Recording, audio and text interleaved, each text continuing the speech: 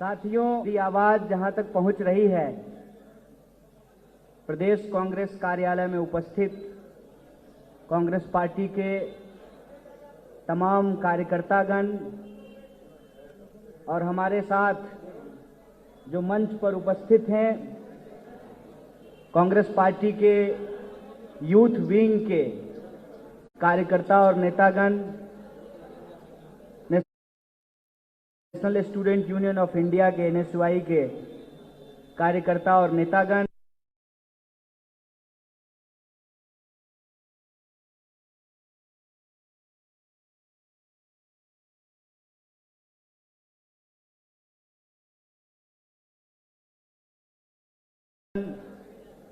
इस दफ्तर में काम करने वाले जितने हमारे सफाई कर्मचारी हैं, जो दस्तावेजों को संभालने का काम करते हैं, यहाँ पर छोटी मोटी जो ज़रूरतें हैं उसको पूरा करने वाले जो तमाम कांग्रेस पार्टी के सदस्य हैं, कार्यकर्ता हैं, और इस तकनीक के माध्यम से मेरी आवाज़ जहाँ तक पहुँच रही है, आप सभी आदरणीय महानुभावों का, बुजुर्गों का, नौजवान दोस्तों का, माताओं बहनों का मैं बहुत बहुत धन्यवाद करना चाहता हूं, आपका हार्दिक अभिनंदन करना चाहता हूं कि आपने मुझे एक बार फिर से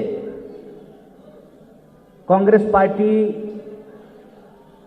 के मंच पर, और सबसे बड़ी बात ये कि लखनऊ की, जिसको कहते हैं तहजीब की धरती, और उत्तर प्रदेश जो अपने आप में एक महान विरासत को अपने आप में समेटे हुए है, यहाँ आने का अवसर दिया, इसके लिए मैं आपका आभार व्यक्त करता हूँ। बिना किसी औपचारिकता के, क्योंकि मुझे मालूम है कार्यक्रम ऑलरेडी थोड़ी देरी से शुरू हुआ है, इसके लिए मैं आप सभी साथी जो यहाँ उपस्थित हैं उनसे क्षमा प्रार्थी हूँ। कहते हैं कि कभी कभी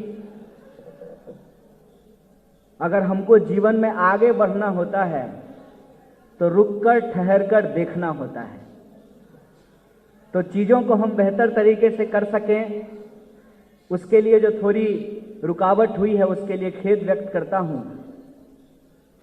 और सीधे आपसे हम कुछ मुद्दों पे बात करना चाहते हैं। अव्वल तो यह जो कार्यक्रम है इसका नाम ही छात्र संसद है, तो स्वाभाविक तौर पे हम मुख्य रूप से शिक्षा के बारे में बात करेंगे, और आज के जो विद्यार्थी हैं, जो नौजवान हैं, उनकी जो समस्याएं हैं, उनके जो तकलीफ़ें हैं, और उन समस्याओं से, उन तकलीफ़ों से कैसे निजात पाई जा सकती है, कैसे मुक्ति मिल सकती है, इस पर परिचर्चा करेंगे। मुझे कार्यक्रम का फॉर्मेट नहीं पता है, मैं उम्मीद करता हूं कि शायद कुछ प्रश्न उत्तर भी नहीं, कुछ प्रश्न उत्तर भी लिए जाएंगे, क्योंकि संसद का तो मतलब यही होता है कि सिर्फ मन की बात नहीं हो, सबकी बात हो। जहां पर आए हैं बढ़िया जो है स्नो पाउडर लगा करके, दाढ़ी में ब्लीचिंग करवा करके, और अगल बगल जो है लोग खड़ा करके मीडिया के सामने आए और अपना मोनोलॉग दे करके चले गए।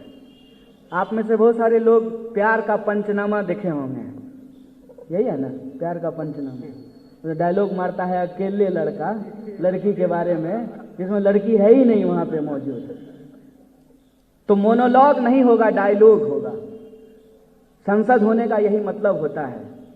हालांकि संसद का बजट सत्र चल रहा है, इससे पहले भी कई सत्र हुए हैं, और उस सत्र में हमने क्या देखा है कि प्रधानमंत्री कम और भाजपा के प्रचार मंत्री ज्यादा हैं, वो संसद में कम और भाजपा की रैलियों में ज्यादा होते हैं। जितना दिन वो पार्लियामेंट में रहे हैं उससे ज्यादा दिन वो विदेश में घूमे हैं। तो जब प्रधानमंत्री ही संसद में मौजूद नहीं हो, जब सरकार के मुखिया ही संसद में मौजूद नहीं हो, तो संसद में कितनी सकारात्मक बहस के लिए सरकार तैयार है, इसका आप अंदाजा लगा सकते हैं। लोकतंत्र कभी भी एक तरफा नहीं होता है। लोकतंत्र में सत्ता पक्ष होता है, विपक्ष होता है, विपक्ष के सवाल होते हैं, सरकार के जवाब होते हैं। लेकिन पिछले आप लगातार कई सत्रों में ये देखो होंगे कि टीवी न्यूज चैनल वाले लिखते हैं, दिखाते हैं कि इस बार का सत्र भी हंगामे के भेंट चढ़ने के आसार। विपक्ष कर सकता है कई मुद्दों पर हंगामा।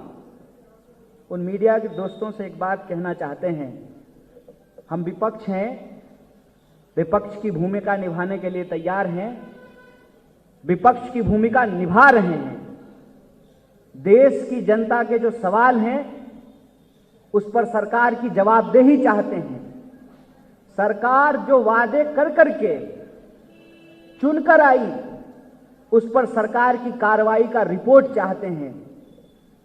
सरकार बहस नहीं चाहती है, लेकिन पता नहीं किस प्रेम में या किस डर में आप सरकार से सवाल पूछने की बजाय संसद की जो कार्रवाई नहीं होती है उसके लिए विपक्ष को जिम्मेवार ठहराते हैं। आप खुद बताइए, क्या आपको प्रधानमंत्री ने कभी प्रेस कॉन्फ्रेंस में बुलाया है? बुलाए थे एक अभिनेता को। जानते हैं क्या सवाल पूछा है प्रधानमंत्री जी से? आम कैसे खाते हैं? भकोस लेते हैं। कैसे खाते हैं, ये सवाल होता है कि आम कैसे खाते हैं। यह प्रश्न प्रधानमंत्री से पूछा जाएगा। नहाते कैसे हैं, कौन सा साबुन लगाते हैं, नहाने के बाद डिओड्रेंट लगाते हैं कि नहीं लगाते हैं, दाढ़ी में कौन सा ब्लीचिंग पाउडर यूज करते हैं, यह प्रश्न होता है। यह प्रश्न पूछा जा रहा है। आप पूछिए सरकार से कि सरकार बहस चाहती है। सरकार अगर बहस चाहती है तो प्रधानमंत्री संसद से क्यों गायब रहते हैं? सरकार अगर बहस चाहती है तो प्रधानमंत्री क्यों नहीं प्रेस कॉन्फ्रेंस बुलाते हैं और इस देश के लोकतंत्र का चौथा पिलर कहा जाता है मीडिया को, उसके सवालों का जवाब क्यों नहीं दिया जाता है? क्यों नहीं सरकार से पूछा जा रहा है, अरे हमारा छोड़ दीजिए, हम लोग का क्या है, हम लोग विपक्ष में हैं। हमारी तो हालत यह है कि मीडिया भी हम ही से सवाल पूछ रही है, वोटर भी हम ही से सवाल पूछ रहा है, और सरकार भी जो है, जो सवाल पूछने वाले लोग हैं उनको पकड़ पकड़ करके अपनी पुलिस से थाने में सवाल बैठा के पूछवा रही है। हमारा क्या है? लेकिन आप पूछिए ये सवाल, किसके लिए, किसके कहने पर इस देश के लोगों की जासूसी की गई? किसके कहने पर जज की जासूसी की गई? किसके कहने पर? अरे छोड़ दीजिए, हमारा अपने ही मंत्रियों की इन्होंने जासूसी करवाई। और एक बात मैं बता दूं, एक कहावत है, चोर चोरी से गया कि तुम्बा फेरी से गया। जासूसी आज के डेट में इनकी जरूरत कम और आदत ज्यादा बन गई है। आज से जासूसी कर रहे हैं। जब देश में स्वतंत्रता संग्राम चल रहा था तो अंग्रेजों की जासूसी किया करते थे। जब गुजरात में थे तो एक महिला की जासूसी किया करते थे। आज दिल्ली में बैठे हैं तो सरकार का, जज का, मीडिया का और वो तमाम लोग जो सरकार से सवाल पूछ सकते हैं उनकी जासूसी करा रहे हैं। करा लीजिए ना, अरे डर थोड़ी लगता है। हमारे यहाँ एक कहावत है, खाया हुआ शरीर और नहाया हुआ शरीर नहीं छुप सकता है। हमको जरूरत नहीं है कोई चीज छुपाने की। कौन कहता है? कौन कहता है कि झूठ मेहनत नहीं करता? देख लीजिए, गोडसे को सही साबित करने के लिए बार बार गोडसे के भक्त को गांधी के सामने झुकना पड़ता है। आप देखिए हकीकत को, हमारे पास छुपाने के लिए कुछ भी नहीं है। देख लीजिए, मोबाइल देख लीजिए, कंप्यूटर देख लीजिए, लेकिन आप बताइए कि जरूरत क्या है? क्या जरूरत है? क्या सरकार ने, भाजपा ने अपनी मैनिफेस्टो में यह लिखा था कि अब की बार जब 300 पार होंगे तो आपके मोबाइल के भी आर पार रहेंगे, आपके बेडरूम में भी घुस जाएंगे, आपके फ्रिज में घुस करके बैठ जाएंगे? ऐसा कहा था क्या? कौन मुद्दों को भटका रहा है? मैं अपने मीडिया के साथियों को कहना चाहता हूं, हम मुद्दा नहीं भटकाते हैं। बार बार ये टैग नहीं चलाइए कि विपक्ष इस बार भी कर सकता है हंगामा। दुष्यंत कुमार ने एक बात कही है कि सिर्फ हंगामा खड़ा करना मेरा मकसद नहीं, मेरी कोशिश है कि यह सूरत बदलनी चाहिए। हंगामा नहीं कर रहे हैं, सरकार से सवाल पूछ रहे हैं। कौन सा सवाल पूछ रहे हैं? लोग कहते हैं कि आप रेस में नहीं हैं। रेस में हम नहीं हैं, रेस में हम रहना भी नहीं चाहते हैं। भेड़ है कि रेस में रहेंगे? इंसान हैं, सोच सकते हैं अपने हक के बारे में, अपने लोगों की उम्मीद के बारे में, अपनी जरूरतों के बारे में, देश के बारे में, भविष्य के बारे में। कल प्रचार जीवी जी भाषण दे रहे थे और उन्होंने कहा कि सपना तो वही देखते हैं ना जो सोते रहते हैं।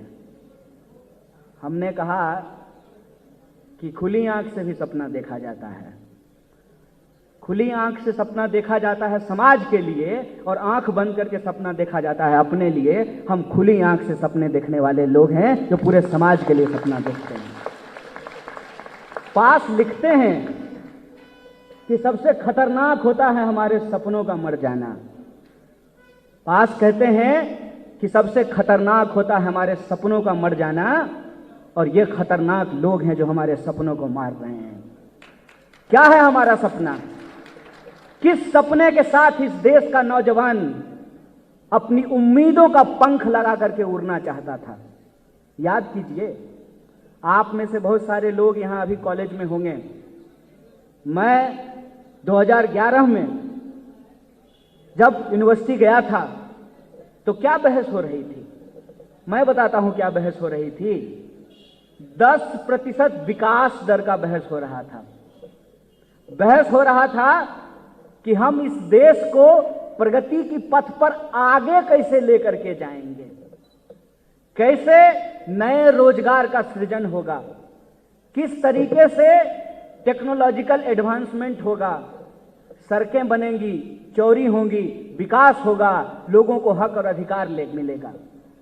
हमारी ये बहस होती थी कि सिर्फ शहरों को स्मार्ट बना देने से देश नहीं स्मार्ट होगा, क्योंकि देश में सिर्फ शहर नहीं है, गांव भी है।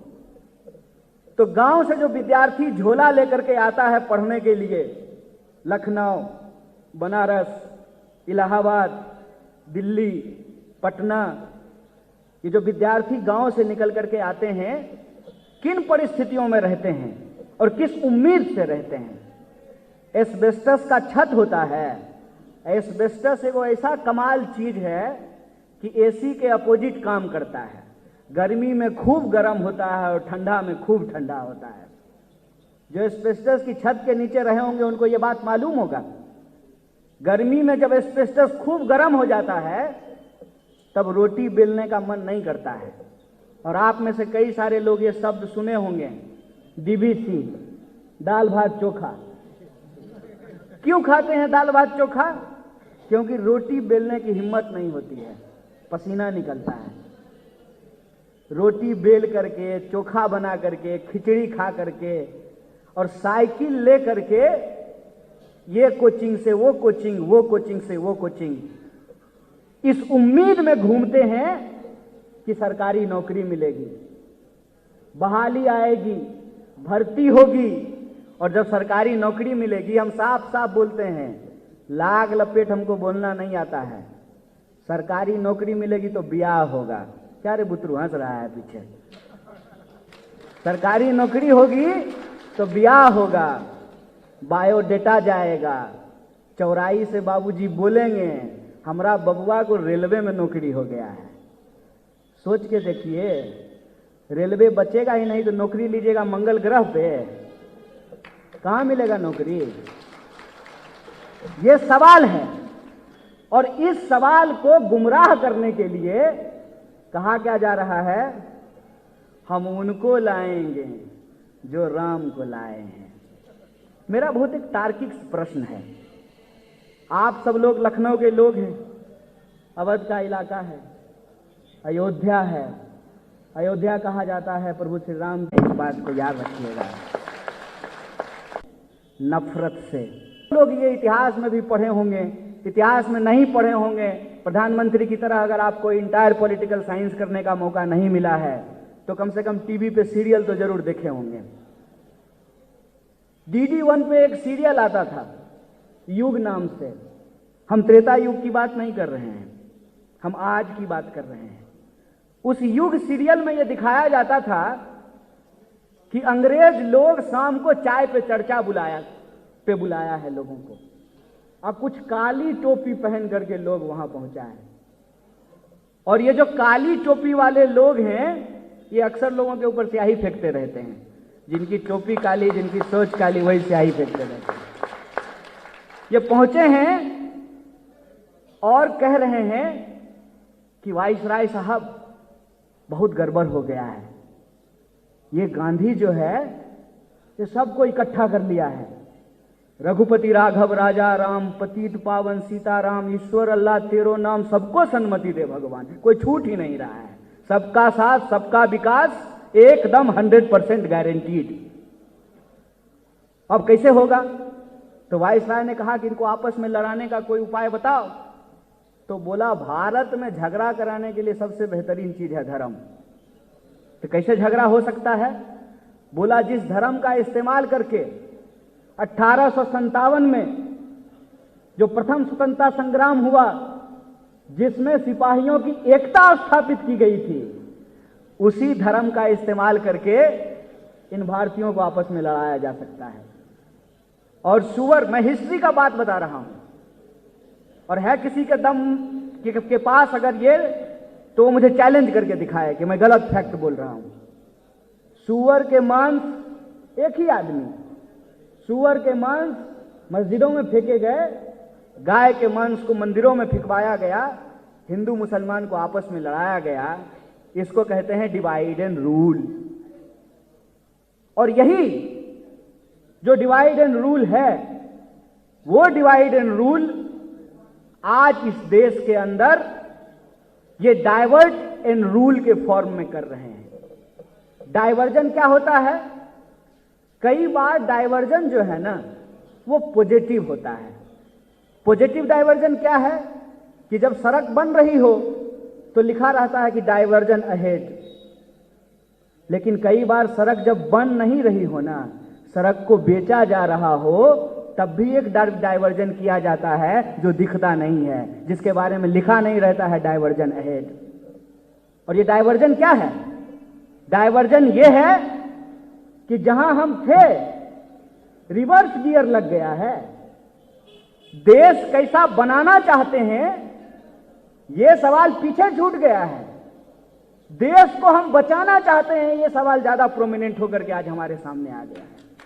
कहते हैं कहां तो तय था चिरागा हर एक घर के लिए, कहां चिराग मयस्सर नहीं शहर के लिए। कहां तो हमारे देश में आईटी मार्केट बूम कर रहा था, आईटी प्रोफेशनल्स दुनिया में जाकर के बड़ी बड़ी नौकरियां ले रहे थे। कौन सी नई कंपनी भारत में आ रही है इसकी चर्चा हो रही थी। आप देख लीजिए कि कितने लोग यहां से जा रहे हैं। लगातार जो बाहर की कंपनियां हैं वो अपने संस्थान को भारत में बंद कर रहे हैं। और आपको सुनकर के आश्चर्य होगा, इस बात को याद रखिएगा, विस्थापन के नाम पर, नागरिकता के नाम पर, देश के अंदर सांप्रदायिकता को नफरत की उन्माद को बढ़ाने की कोशिश की गई। हकीकत सुनकर के आपको आश्चर्य होगा, पिछले सालों में 8 लाख लोगों ने भारतीयों ने भारत की नागरिकता छोड़ दी। ये हमारे लिए चिंता का विषय है। जितना पैसा आज हमारे देश में नहीं आ रहा है, जिसको इन्वेस्टमेंट कहा गया था, उससे ज्यादा पैसा जो है हमारे देश से बाहर जा रहा है। और आप दादा भाई नेहरू जी का वो आर्टिकल पढ़िए, पॉवर्टी इन इंडिया, और पॉवर्टी इन इंडिया में जो मेजर आर्गुमेंट है वो क्या कह रहे हैं नेहरू जी साहब? वो कह रहे हैं कि ये अंग्रेज आए हैं, हमको आपस में लड़ाते हैं और देश की संपत्ति को लंदन पहुंचाते हैं। ठीक वही काम कि ये अंग्रेजों के चापलूस आए हैं, हमको आपस में लड़ाते हैं और देश की संपत्ति को अंबानी और अदानी के खजाने में पहुंचाते हैं। आप अपने आप से यह प्रश्न पूछ करके हमको बताइए कि जब लाखों पद रिक्त हैं, 38,000 पोस्ट प्राइमरी टीचर का रिक्त है, आंगनबाड़ी का 20,000 पोस्ट रिक्त है, कोई डिपार्टमेंट ऐसा नहीं है जहां पर रिक्तियां नहीं हैं, तो क्या नौजवानों को नौकरी नहीं दी जा सकती है? नौजवानों को नहीं मिलेगी नौकरी, अमित शाह का बेटा बनेगा बीसीसीआई का सेक्रेटरी।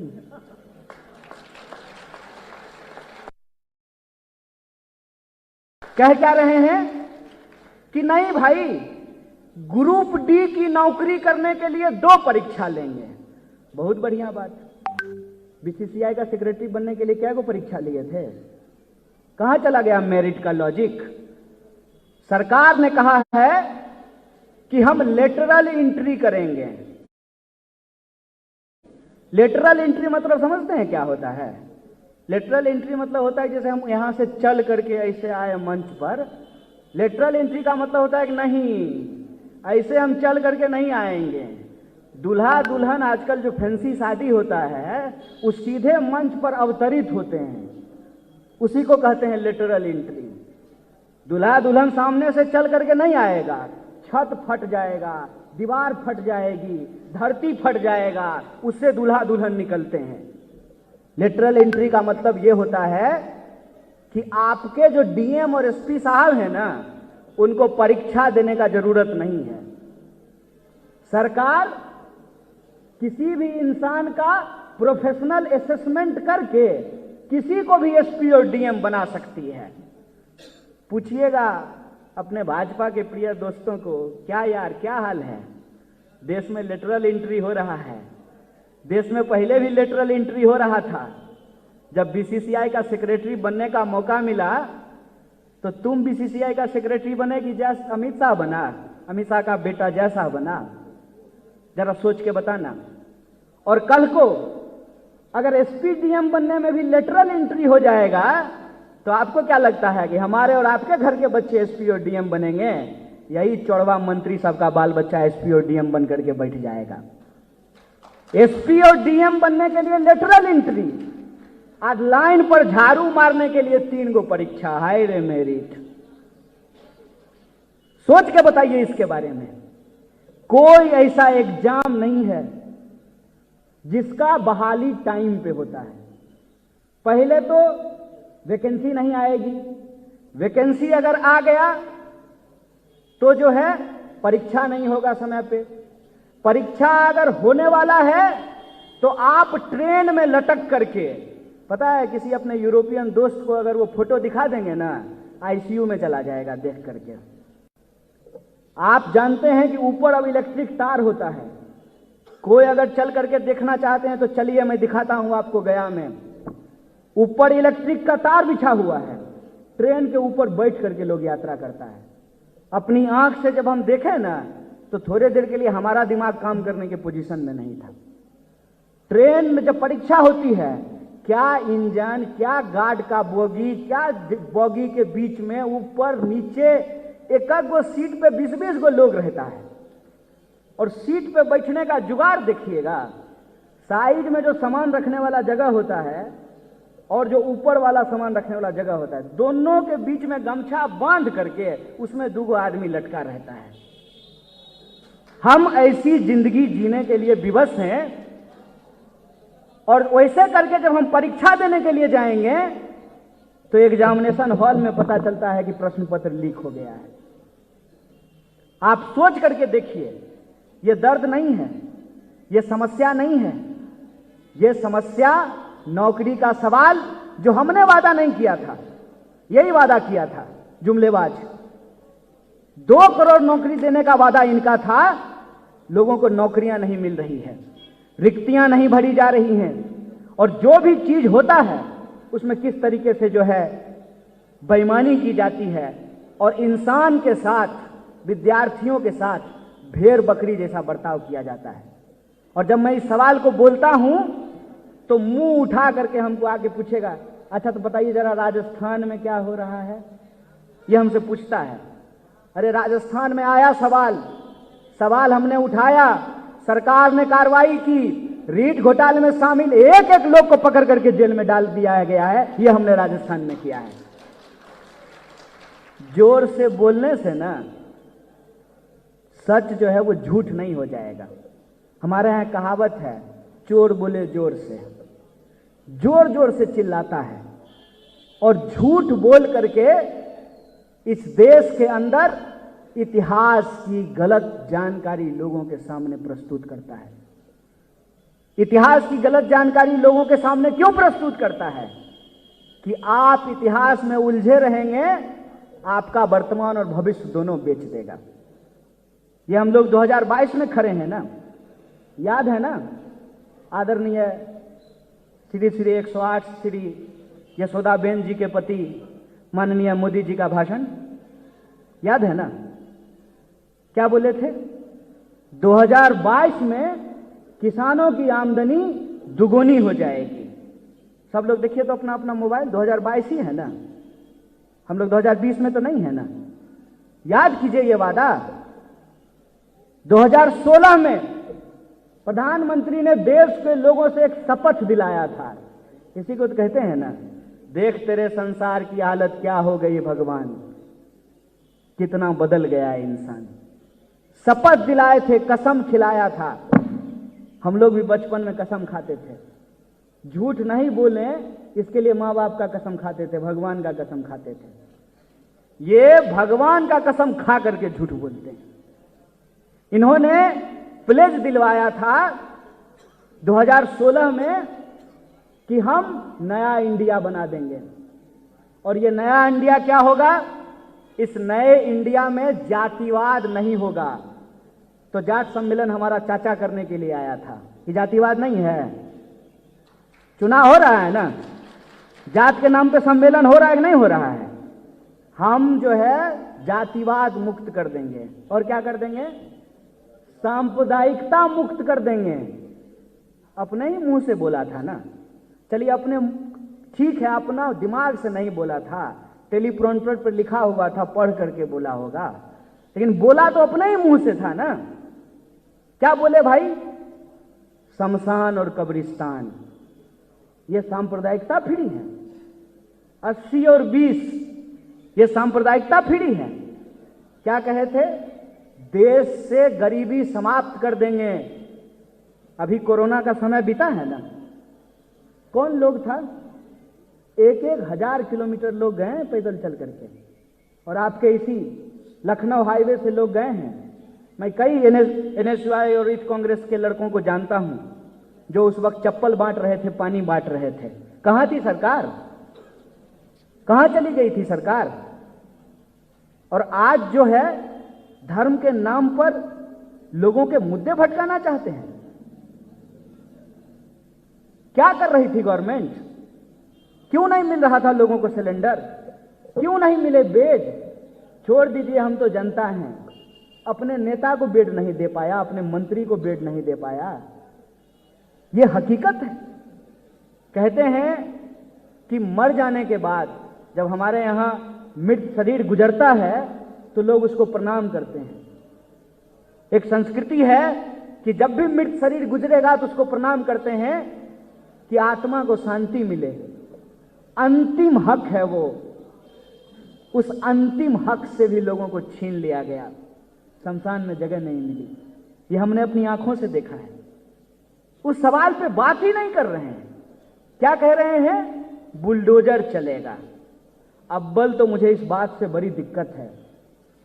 कोई इंसान अगर सन्यासी का वस्त्र धारण करके सन्यास के कर्म के साथ धोखा करता है, वह न सिर्फ धर्म के प्रति बल्कि समाज के प्रति भी बेईमानी का काम कर रहा है। जिन लोगों को लगता है कि ये धर्म बचाएंगे, तो मैं उनको कह देना चाहता हूं, ये धर्म नहीं बचाएंगे, ये अपना धंधा बचा रहे हैं। इस बात को याद रखिएगा।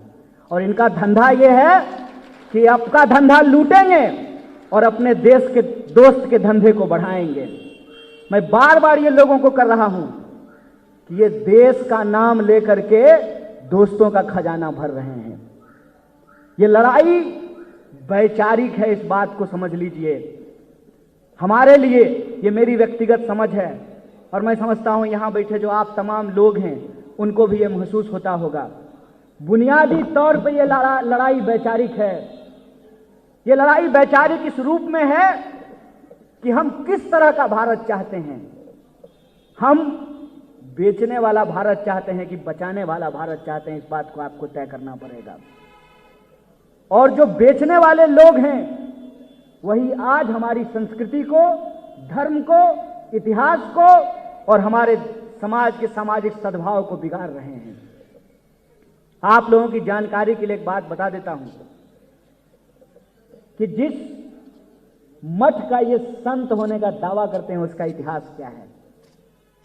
नाथ संप्रदाय के अंदर सगुण भक्ति नहीं होती है, निर्गुण भक्ति होती है। और निर्गुण भक्ति क्या होता है कि राम जो हैं वो साकार नहीं है, निराकार हैं। और हमको पढ़ाया गया है, अगर मैंने गलत पढ़ लिया तो मुझे बताइएगा, कि इस देश की साहित्य की परंपरा में तुलसी के भी राम हैं, तुलसी के भी राम हैं। और तमाम वो जो साहित्यिक परंपरा है उसमें कबीर के भी राम हैं। अब आप मुझे बताइए कि तुलसी के राम और कबीर के राम में क्या साहित्य में हम लोगों को सिखाया और पढ़ाया गया है? मानो तो देव, नहीं तो पत्थर। भगवान जो हैं वो कण-कण में विराजमान हैं। इसीलिए एक परंपरा कहता है कि साकार ब्रह्म होने की जरूरत नहीं है, ब्रह्म निराकार होता है। और दूसरी परंपरा कहती है कि हमारे मन में जो भक्ति होती है वही हम भगवान के प्रति आरोपित करते हैं। इसीलिए ईश्वर जो हैं वो साकार भी हो सकते हैं। नाथ संप्रदाय निराकार ब्रह्म को मानने वाला संप्रदाय है। और उसके जो एक योगी हैं वो कहते हैं कि हम मंदिर बना रहे हैं। वो जो परंपरा है दर्शन की, कोई दर्शन का विद्यार्थी अगर मैं गलत दर्शन बोल रहा हूं तो मेरे दर्शन को काट दे। कहता है कि भगवान का निवास भक्त के मन में होता है। भगवान का निवास इस ब्रह्मांड के कण-कण में होता है। यह है भारतीयता। इस भारतीयता में जहां हम आलोचना को स्वीकार करते हैं, कबीर एक साथ दो बात लिखते हैं। कबीर कहते हैं, कंकर पाथर छाड़ी के माजिद लियो बनाए, तापर मुल्ला बांग दे बहरो हुए खुदाए। उसी वक्त कबीर लिखते हैं कि पाथर पूजे हरि मिले तो मैं पूजूं पहाड़।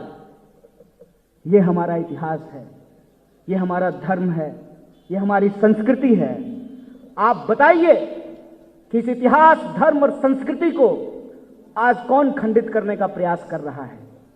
हम लोग जो कह रहे हैं कि इस देश के एक एक बेरोजगार को आपको नौकरी देनी पड़ेगी, इस देश की एक एक महिला को आपको सुरक्षा देनी पड़ेगी, इस देश के एक एक किसान को उसकी फसल का दाम देना पड़ेगा, इस देश के एक एक मजदूर को उसको न्यूनतम मजदूरी देनी पड़ेगी।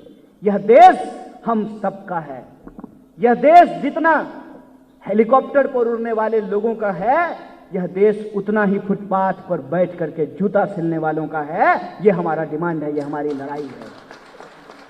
इस लोकतांत्रिक प्रक्रिया को अगर हम आगे बढ़ाना चाहते हैं तो इस साजिश को हमको समझना पड़ेगा कि आज किस तरीके से हमारे असली सवाल को गुमराह किया जाता है।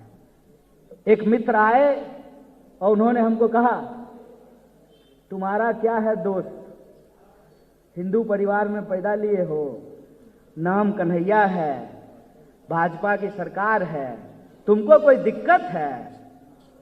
हम बोले, सुनो दोस्त, हमारे जैसे लोगों को दिक्कत सिर्फ अपनी तकलीफ से नहीं होती है। हमारे जैसे लोगों को हमारे पड़ोसी में क्या तकलीफ है, पड़ोस में क्या तकलीफ है, उससे भी तकलीफ होती है। हम उस संस्कृति में पैदा हुए हैं कि गांव में किसी की भी मौत हो जाए, हमारे घर में भी खाना नहीं बनता है। जो मुर्दों की राजनीति करते हैं, जो शमशान और कब्रिस्तान करते हैं, जो 80 और 20 बोलते हैं, जो इंसान को इंसान से बांटते हैं, उनके खिलाफ हमारी लड़ाई है। और इस बात को याद रखना कि जब गोडसे को गोली मारने का मौका मिला ना, उन्होंने गांधी को चुना, क्योंकि गांधी कहते थे, ईश्वर अल्लाह तेरो नाम सबको सन्मति दे भगवान। आज के समय में ये कठिन लड़ाई है, ये तुमको भी समझना पड़ेगा और ये हमको भी समझना पड़ेगा। क्या मेरा नाम कन्हैया है, मैं पेट्रोल पंप पे जाऊं तो मुझे पेट्रोल 50 रुपये लीटर मिलेगा? कोई सोच करके हमको बताए। जो आज इस पूरे के पूरे चुनाव में सबसे ज्यादा शोर सुनाई दे रहा है, वो उत्तर प्रदेश की जनता की कल्याण की बात नहीं है, ये उत्तर प्रदेश के विकास की बात नहीं है। उत्तर प्रदेश के अंदर जो विस्थापन का सवाल है, उसकी चर्चा नहीं हो रही है। विश्वविद्यालयों में जो पद रिक्त हैं, उसकी बात नहीं हो रही है। संसाधनों को जो लगातार लोगों के हाथों से छीना जा रहा है, उसकी बात नहीं हो रही है। बात क्या हो रहा है कि वेस्टर्न यूपी में जाट वोट कहां जा रहा है, सेंट्रल यूपी में नॉन यादव वोट कहां जा रहा है, ब्राह्मण इस बार क्या करेंगे? अरे महाराज, कोरोना हुआ ना अभी, कैसे हुआ? कैसे हुआ कोरोना? कौन जात को नहीं हुआ, हमको बता दीजिए जरा। है कोई ऐसा जात जिसको कोरोना नहीं हुआ हो? है कोई ऐसा धर्म का लोग जिसको कोरोना नहीं हुआ हो? आपको सचमुच लगता है क्या कि डेंगू का मच्छर आएगा और पहले आपसे पूछेगा व्हाट इज योर नेम? आप कहिएगा नीरज तो काट लेगा, और कहिएगा नदीम तो भाग जाएगा। सचमुच में आपको इस बात पर भरोसा होता है? ये हमारी हकीकत नहीं है। हमारी हकीकत ये है कि देश की राजधानी, वहां पर जो हवा है, वो हवा रहने लायक नहीं है। एक QI 400 के पार होता है। ये हमारी हकीकत है। हमारी हकीकत ये है कि यहां से वहां जाने के लिए, कम्यूट करने के लिए यातायात के संसाधन नहीं बचे हैं। कभी ध्यान दिए हैं कितना ट्रेन कैंसिल हो गया है? नया रंग रोगन करके राजधानी को ही क्या बना दिया है? तो नया एक चल रहा है जिसमें भारी पैसा लगता है, हवाई जहाज के बराबर, तेजस। फेंकने के लिए तेजस होना बहुत जरूरी है। वही राजधानी ट्रेन नया नहीं बनाया गया है, उसका नाम बदल दिया गया है। अरे कोई रोक रहा है आपको? बना लीजिए ना 50 गो शहर, और 50 गो जो स्वतंत्रता सेनानी भाजपा से जुड़े हुए हों, उनके नाम पे वो शहर का नाम रख दीजिएगा, और वहां सड़क का नाम, चापाकल का नाम, स्ट्रीट लाइट का नाम, यूनिवर्सिटी का नाम, अस्पताल का नाम, सब उनके नाम पे रख दीजिएगा। दिक्कत जानते हैं क्या है? जिनके पास इतिहास ही नहीं है, वो क्या रखेंगे? किसका नाम रखेंगे? एक आया और हमको बोला सुभाष चंद्र बोस के साथ बहुत तकलीफ हुआ। बोले ठीक बात बोले, और उस तकलीफ के बाद वो सीधे जाकर के RSS ज्वाइन कर लिए थे। नहीं, आप सब भी अपनी जानकारी के लिए जान लीजिए, बिला वजह का कांग्रेस के जो नेता हैं उन कांग्रेस के नेताओं को ही आपस में लड़ाया जाता है। अरे आपको परिवार में बहस नहीं होती है क्या? हर बार जो बाबूजी कहते हैं मान लेते हैं? झूठ मत बोलिए। अभी 14 तारीख आएगा तो देखेंगे बाबूजी का बात मान लीजिएगा। हर बात मानते हैं बाबूजी का? तो परिवार में लड़ाई नहीं होती है, मुद्दों पर बहस नहीं होता है। किसी बात को किसी बात से काट करके अगर आप देखेंगे तो अर्थ का अनर्थ हो जाएगा, अर्थ का अनर्थ हो जाएगा ना। सुभाष चंद्र बोस अगर भाजपा के विचारों से प्रेरित थे तो 1925 में आरएसएस बन गया था, तो कांग्रेस से निकल करके सुभाष चंद्र बोस आरएसएस ज्वाइन कर लेते। सुभाष चंद्र बोस ने कौन सी पार्टी बनाई थी? नेताजी की पार्टी का क्या नाम था? Forward block. बंगाल का चुनाव किसके साथ लड़ी? कांग्रेस के साथ लड़ी ना। तू कौन है भाई? 3 में कि 13 में? तुम्हारा इतिहास क्या है? क्या किए हो देश के लिए? 5 क्रांतिकारी का नाम बताओ, 5 क्रांतिकारी का जो इस देश के लिए फांसी पर चढ़े हों, जो आरएसएस के मेंबर हों। क्यों झूठ बोल रहे हो? इस झूठ बोलने की सारी कोशिश के पीछे राज क्या है? राज ये है, तुम इतिहास में उलझा करके वर्तमान के सवाल को गुमराह कर देना चाहते हो। इसीलिए मैं बार बार कहता हूं, झूठ को स्थापित करने के लिए मेहनत करनी पड़ती है, और सच को देखने के लिए ना टीवी देखना जरूरी नहीं है दोस्त। सच को देखने के लिए टीवी देखने का जरूरत है। अपने घर की माली हालत देख लो ना। पिताजी अगर नौकरी करते हैं, माताजी अगर नौकरी करते हैं, तो उनसे पूछो, अच्छा पप्पा बताइए आपका पेंशन कौन बंद किया था? राष्ट्र के ये 3 धरोहर अटल, आडवाणी, मुरली मनोहर, उसी वक्त बंद हुआ था पेंशन। अगर सरकारी नौकरी करते हैं तो यह सवाल पूछना, सरकारी नौकरी नहीं करते हैं तो यह सवाल पूछना कि लेबर लॉ के हिसाब से 8 घंटा काम करना है, 8 घंटा के बाद अगर 1 मिनट भी काम करेंगे तो 2 मिनट का पैसा मिलना चाहिए। कोई ऐसा सेक्टर नहीं है जहां मिनिमम वेज दिया जाता है। ये तो मजदूरों का शोषण हो रहा है। और जब वो बता दें तो उनसे पूछना, पप्पा आप कहते हैं कि इतना बढ़िया है, चलिए आप ही बता दीजिए इस देश का लेबर मिनिस्टर कौन है? सरकार चला रहे हैं कि सर्कस चला रहे हैं? क्या कर रहे हैं ये? और इनको क्या लगता है? इनको लगता है कि इनको जो मन होगा वो ये देश में करेंगे। ये देश को टेकन फॉर ग्रांटेड ले लिए हैं। तो इनको हम चैलेंज करते हैं, तुम्हारी हरकत अगर अंग्रेजों वाली होगी तो हमारी हरकत फिर क्रांतिकारियों वाली होगी। इस बात को याद रखना, इस बात को याद रखना कि अगर इस देश के भीतर देश की बुनियादी संस्कृति और लोगों के बुनियादी सवाल पे हमला किया जाएगा तो लोग किसी का इंतजार नहीं करेंगे, लोग किसी नेता का इंतजार नहीं करेंगे। मरता क्या ना करता जी, मरता क्या ना करता। 5 साल से तैयारी कर रहा था, 20 गुना रिजल्ट का वादा किए, उसके बाद रिजल्ट नहीं दिए। एक ही स्टूडेंट को 3 जगह पे पास कर दिए, बाकी लोगों को अगर रिजल्ट नहीं आया। विद्यार्थियों ने करोड़ों ट्वीट किया, पता नहीं रेल मंत्री क्या कर रहे थे तब। एक तो ये अजब खेला चल रहा है इस सरकार में। कानून का सवाल हो तो रेल मंत्री बोलेगा, रेल का सवाल हो तो वित्त मंत्री बोलेगा, वित्त का सवाल हो तो रक्षा बोलेगा, रक्षा का सवाल हो तो मानव संसाधन बोलेगा। पता ही नहीं चलता है कि कौन कौन सा मंत्री है। जैसे प्रधानमंत्री जी का एक सुपर डुपर क्लाइमेक्स आया जब वो पंजाब गए। उन्होंने कहा कि अपने मुख्यमंत्री को धन्यवाद कहना, मैं सुरक्षित लौट आया। अब पता नहीं और सुरक्षा में क्या हुआ था उनके। मजेदार बात यह है कि प्रधानमंत्री की सुरक्षा की जिम्मेवारी जिसकी है वो प्रेस कॉन्फ्रेंस करने के लिए नहीं आया। प्रेस कॉन्फ्रेंस करने के लिए कौन आई? सास जो कभी बहू थी। क्या लॉजिक है भाई? कपड़ा मंत्री को प्रधानमंत्री की सुरक्षा पे जो है प्रेस कॉन्फ्रेंस करने की क्या जरूरत है? देश में गृह मंत्री नहीं है। गृह मंत्री क्या कर रहे थे?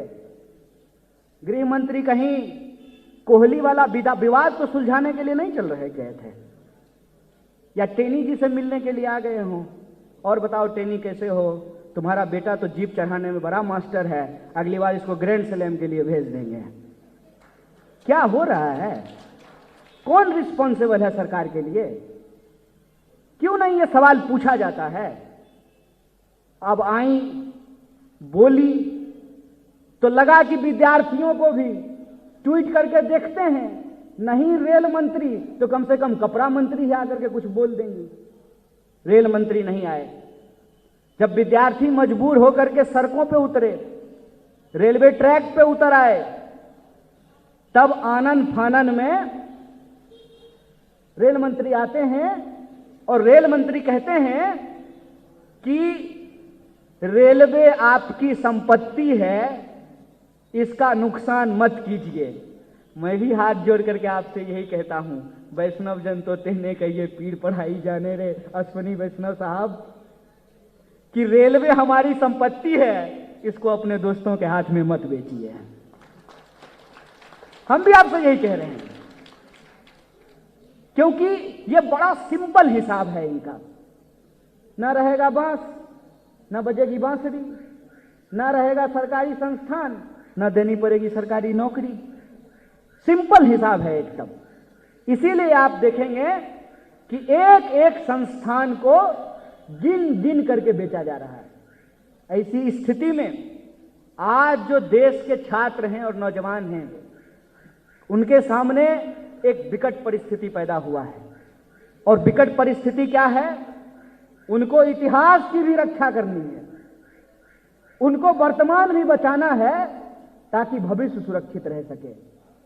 यह लड़ाई एक साथ हमारे पूरे अस्तित्व की लड़ाई है। इस बात को हमको समझ लेना होगा। इसीलिए चुनाव को इतना टेकन फॉर ग्रांटेड मत लीजिए। अभी आपको लगता है कि ऐसे ही वोट का अधिकार मिल गया है। थोड़ा सा अगर इतिहास जाकर के देखेंगे ना, वोट का अधिकार मिलना इतनी आसान बात नहीं थी। मैं आपको बता दूं कि जब संविधान सभा का गठन हुआ था, अगर मैं गलत नहीं हूं, सबको वोट देने का अधिकार नहीं मिला था। और हमको धन्यवाद करना चाहिए उस संविधान सभा को, जिसमें 15 महिलाएं भी थी, कि एक ऐसा संविधान बना करके दिया जिस संविधान की ताकत से हम ये कह सकते हैं प्रधानमंत्री का वोट भी एक होगा और प्रधानमंत्री के गेट के बाहर दरवानी करने वाला संतरी का वोट भी एक होगा। ये डेमोक्रेसी की ताकत है, इसको हमको समझना चाहिए। वोट को टेकन फॉर ग्रांटेड नहीं लीजिए। ये ना व्हाट्सएप ग्रुप नहीं है कि जब मन करेगा तब बना लीजिएगा, जब मन करेगा तब डिलीट कर दीजिएगा, जब मन करेगा तब किसी को ब्लॉक कर दीजिएगा, जब मन करेगा तब आप एग्जिट हो लीजिएगा। डेमोक्रेसी इतना आसान चीज नहीं है। बड़ी मुश्किल से, बड़ी लड़ाइयों से हम तमाम लोगों को वोट देने का अधिकार मिला है। और वोट देने का वो बराबरी का अधिकार ही हमारे हाथ में वो ताकत है कि बड़ा बड़ा नेता जो 5 साल में आपके गली में नाली से पानी बहता है उसको देखने नहीं आता है, लेकिन चुनाव के वक्त ऐसे करके वोट दे दीजिएगा। हेलीकॉप्टर जमीन पे इसलिए आता है क्योंकि आपके पैर के नीचे जो लोकतंत्र की जमीन है उसका ताकत ये संविधान आपको देता है। इसीलिए जब आज इस देश में 5 राज्यों में चुनाव हो रहा है, खास करके मैं उत्तर प्रदेश के नौजवानों से यह कहना चाहता हूं।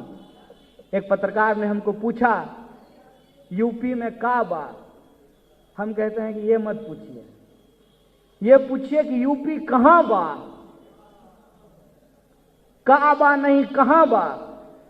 कहां बा इसलिए कि आप कोई भी इंडेक्स उठा करके देख लीजिए, भूख का इंडेक्स, चोरी का इंडेक्स, बलात्कार का इंडेक्स, किसी भी अपराध का इंडेक्स, बेरोजगारी का इंडेक्स, कहां है उसको देख लीजिए, कहां बा। हम कुछ नहीं कहना चाहते हैं। आप देख लीजिए कि देश के सबसे बड़े राज्यों में से एक, जिसकी आबादी 25 करोड़ हो, उस प्रदेश के नौजवानों का सवाल क्या होना चाहिए? उस प्रदेश के नौजवानों का यह सवाल होना चाहिए ना कि क्या हो गया इलाहाबाद को, जिसको आईएएस कोचिंग का हब कहा जाता था? क्या हो गया है उन तमाम उद्योग धंधों को जो अलग अलग क्षेत्र में, उत्तर प्रदेश का कोई ना कोई ऐसा शहर, पूरे देश में कोई ऐसा राज्य नहीं है जहां उत्तर प्रदेश के जितना शहर हो, और कोई ऐसा शहर नहीं है जहां की कोई ना कोई चीज मशहूर ना हो।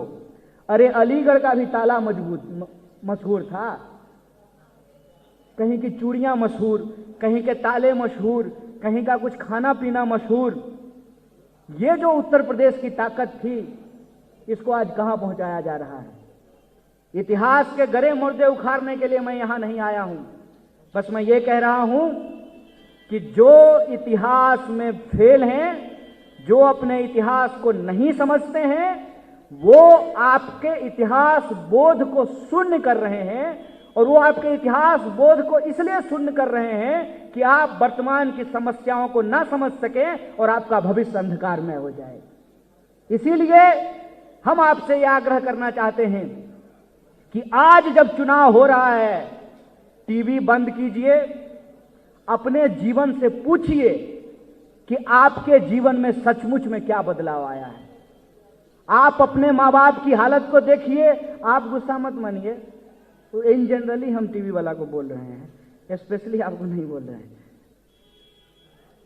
इन जनरल आप अपने लाइफ को देखिए कि आप जब पेट्रोल डीजल खरीदने के लिए जाते हैं तो आपको महंगाई असर करती है कि नहीं करती है?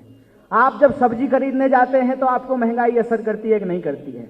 5-5 साल, 6-6 साल आप लगातार नौकरी की तैयारी कर रहे हैं और नौकरी नहीं मिलती है। आपको पता है, हर त्योहार में घर फोन करने से घबराहट होती है। जब माँ पूछती है कब मिलेगी नौकरी, कब होगा ब्याह, कब देखेंगे पोता पोती का मुंह, लोग त्योहार में फोन करना बंद कर देता है। पता ही नहीं है कि कब होगी बहाली। ये आपके जीवन की सच्चाई है। इसीलिए कांग्रेस पार्टी ने जो विधान तैयार किया है, यह विधान इस देश के, इस प्रदेश के जो लोगों के बुनियादी सवाल हैं, रोजी रोटी, कपड़ा, मकान, शिक्षा, स्वास्थ्य, सड़क, बिजली, पानी, उसको केंद्र में रख करके तैयार किया गया है। यह विधान इस बात को केंद्र में रख करके तैयार किया गया है कि समाज खूबसूरत तभी होगा जब समाज में एक संतुलन होगा। आप खूबसूरत कब लगते हैं, आप सौम्य और आकर्षक कब लगते हैं? जब आपके चेहरे में एक बैलेंस लगता है। आप मुझे बताइए कि मेरी कान जो है वो 1.5 फीट की हो जाए, ये स्वस्थ होने की निशानी है?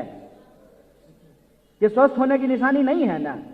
समाज में संतुलन हो, और समाज में संतुलन के लिए जरूरी है कि जो समाज की आधी आबादी है, उस आधी आबादी को उसको हक मिलना चाहिए।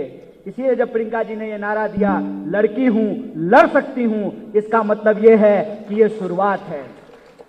एक कहीं हमने एक शायरी पढ़ी थी कि एक टहनी टूटकर पतवार बनती है, एक चिंगारी दहक अंगार बनती है, जो सदा रौंदी गई मिट्टी समझकर, मिट्टी वही एक दिन मीनार बनती है। जब हमारे संविधान सभा में 15 महिलाएं थी जिन्होंने संविधान को बनाने का काम किया, जब हमारे देश में महिला प्रधानमंत्री हुई, राष्ट्रपति हुई, तमाम क्षेत्रों में जाकर के, यहां तक कि जो हमारी आर्म फोर्सेस हैं उसमें जाकर के महिलाएं अपना योगदान दे रही हैं, अपनी वीरता और अपनी क्षमता का प्रदर्शन कर रही हैं। राजनीति में भी उनको अवसर मिलना चाहिए। इस सवाल को हमने प्रमुखता से उठाया है। इस सवाल को हमने प्रमुखता से उठाया है कि एक तरफ अगर आप 2-3 लोगों को इस देश की संपत्ति लूट करके उसका खजाना मोटा करता रहेंगे तो इम्बैलेंस हो जाएगा। मान लीजिए कि मेरा मूरी इतना बड़ा हो जाए तो हम गिर जाएंगे ना, मूरी भार, हम चल नहीं पाएंगे इस धरती पे। ग्रेविटेशन का रूल ये कहता है कि शरीर के डायमेंशन के हिसाब से अगर मूरी ज्यादा बड़ा हो जाए तो पलट के गिर जाएंगे। जिस तरीके से उन्होंने देश के सरकारी संस्थानों को बेच करके अपने कुछ निजी दोस्तों की मदद की है, इससे देश में संकट गहराता जा रहा है। मैं प्राइवेट सेक्टर का विरोधी नहीं हूं, लेकिन मेरा यह कहना है कि प्राइवेट सेक्टर भी ठीक से तब काम करता है जब उसका चेक एंड बैलेंस करने के लिए पब्लिक सेक्टर होता है। और आपको मैं याद दिलाना चाहता हूं, भाई साहब नहीं लगेगा जुमला बना दिए ना, बीएसएनएल आज कोई इस्तेमाल नहीं कर रहा है ना। और आज जियो की हालत क्या है, पहले क्या होता था, आजा आजा ले ले फ्री में दे देते हैं। अब क्या हो रहा है, 750 रुपया, कितना का रिचार्ज हो रहा है, 719 रुपया। और 1500 से कम कमाने वाले इस देश के अंदर करोड़ों परिवार की संख्या बढ़ गई है। जीडीपी घट गया है, ग्रोथ रेट घट गया है, अनएम्प्लॉयमेंट बढ़ गया है, महंगाई बढ़ गई है। ये हमारा आपका सवाल है। इसी सवाल को केंद्र में रख करके जो भर्ती विधान हम लोगों ने जारी किया है, उसका उद्देश्य ये है कि एक तो सरकारी संस्थानों में रिक्त पदों को भरा जाएगा, दूसरा ये है कि इस देश के जो नौजवान हैं जिनके पास क्षमता है, उनको भागीदारी दे करके उनका सर्वांगीण विकास का प्रयास किया जाएगा। इसीलिए मैं आप तमाम लोगों से भी अपील करना चाहता हूं कि वो आएंगे, तरह तरह की बातें बनाएंगे, उनसे आप सिर्फ एक सवाल पूछिएगा, एक बात बताइए, अच्छा दिन कब आएगा, 15 लाख कब हमारे खाते में पहुंचाया जाएगा। अगर इस सवाल का जवाब नहीं देते हैं तो आप मान लीजिएगा कि वो झूठ बोल रहे हैं। झूठ नहीं खरीदना है, सच के साथ खड़ा होना है, क्योंकि सच की ताकत यह है कि इसको साबित करने की जरूरत नहीं होती है, इसको स्थापित करने के लिए मेहनत की जरूरत नहीं होती है। सच सच होता है, झूठ झूठ होता है। अगर इसको आप आजमाना चाहते हैं तो आम के पेड़ के नीचे खड़ा होकर के 50 बार नीम नीम बोलिएगा, देखिएगा आम नीम होता है कि नहीं होता है। जैसे आम का पेड़ नीम नहीं हो सकता है ना, वैसे ही गांधी की हत्या करने वाला कभी भी इस देश का वफादार नहीं हो सकता है। वैसे ही जो नफरत की बात करते हैं, हिंसा की बात कर सकते हैं, वो सबका साथ और सबका विकास नहीं कर सकते हैं। वैसे ही जो परिवारवाद का नारा लगाते थे, मौका मिला तो करी निंदा मंत्री साहब अपना दुन्नू बेटा को टिकट दिलवा दिए हैं। हाय रे परिवारवाद, ये बेईमानी हमको आंख के सामने दिखती है। आप भी टीवी बंद करके देखने लगिएगा ना, ये बेईमानी आपको भी दिखनी शुरू हो जाएगी। क्योंकि हम जो बोल रहे हैं एक नेता की हैसियत से नहीं, आपका जीवन हम अभी तुरंत 2018 में हमने अपनी पीएचडी पूरी की है, डॉक्टरेट की उपाधि ली है। हमने आपका जीवन अभी अभी जिया है, एक दोस्त के नाते, एक भाई के नाते। जो आपका सवाल है वो आपसे साझा कर रहा हूं। यही मौका है, लोकतंत्र में हर 5 साल में एक मौका आता है कि हम अपने मुद्दों पर सरकार को झुका सकें, उनसे पूछ सकें कि यह सरकार बताओ हर साल 2 करोड़ नौकरी क्यों नहीं पैदा किया गया। अगर नहीं किया गया तो इधर उधर की बात छोड़ो, तुमको हमने नौकरी देने के लिए वोट दिया था, तुमको हमने करप्शन खत्म करने के लिए वोट दिया था, तुमको हमने किसानों की आमदनी को दुगनी करने के लिए वोट दिया था। अगर तुमने नहीं किया है तो हम तुमसे हिसाब लेंगे, और हिसाब यह है कि तुमको अगली बार मौका नहीं देंगे। 30 साल से ज्यादा हो गए हैं कांग्रेस पार्टी को मौका नहीं मिला है। मैं आप तमाम नौजवानों से आग्रह करता हूं, एक बात को याद रखिएगा, जिसके पैर में बिवाई नहीं फटती है उसको दर्द समझ में नहीं आता है। कांग्रेस पार्टी ने इस देश को बनाया है, कांग्रेस पार्टी ने इस देश की आजादी के लिए लड़ा है, कांग्रेस पार्टी इस देश को भी बचा सकता है। बहुत बहुत धन्यवाद, बहुत बहुत शुक्रिया। इनकलाब जिंदाबाद, छात्र एकता जिंदाबाद। बहुत बहुत धन्यवाद रेहा भाई। अब कृपया आप लोग अपनी अपनी जगह बैठ जाइए, कुछ क्वेश्चन